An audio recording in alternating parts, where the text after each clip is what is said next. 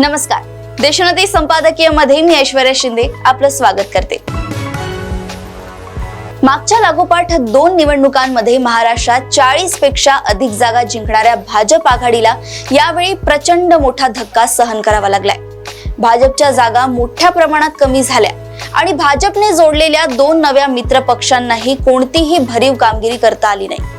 शरद पवार आणि उद्धव ठाकरेंसोबत जे काही राजकारण भाजपने केले त्याची चीड मतदारांनी मतपेटीतून व्यक्त केली. सुडाच्या राजकारणाला महाराष्ट्राच्या विवेकी मतदारांनी धडा शिकवल्याचे या निकालातून दिसून येते. 3 केंद्रीय मंत्र्यांसह भाजपच्या अनेक दिग्गज नेत्यांना पराभव स्वीकारावा लागलाय. या निवडणुकीने असली शिवसेना आणि असली राष्ट्रवादी कोणती यावर अगदी मतदारांनी आपले निर्णायक मत दिले असेही म्हणता येईल. अर्थात दोन्ही शिवसेनेत तसा मोठा फरक नाही. शिंदे गटाने या निवडणुकीत 15 जागा लढवल्या होत्या आणि त्यांचे 7 उमेदवार विजयी झाले, तर 23 जागा लढवणाऱ्या ठाकरे गटाला 9 जागा मिळाल्या. परंतु ठाकरे गटाने मुंबई या बालेकिल्ल्यात आपले वर्चस्व कायम राखले. ठाणे आणि कल्याण शिंदे गटाने जिंकत आपले अस्तित्व ठामपणे दाखवून दिले असेही म्हणता येईल. परंतु राष्ट्रवादी काँग्रेसच्या बाबतीत मात्र कौल अगदी स्पष्ट होत होता.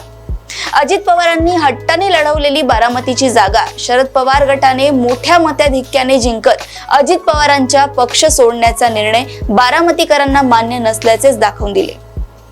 अजित पवार गटाची लाज राखण्यात तटकरेंना यश आले. काँग्रेसने मोठी उडी मारत राज्यात पुन्हा एकदा आपली ताकद दाखवून दिली आहे.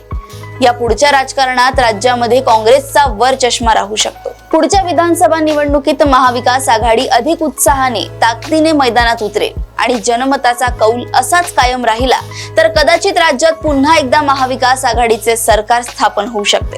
एकूणच महाराष्ट्राच्या मतदारांनी आपल्या विवेकाने राजकारण्यांच्या विवेकाला साथ घातली असे म्हणावयास हरकत नाही.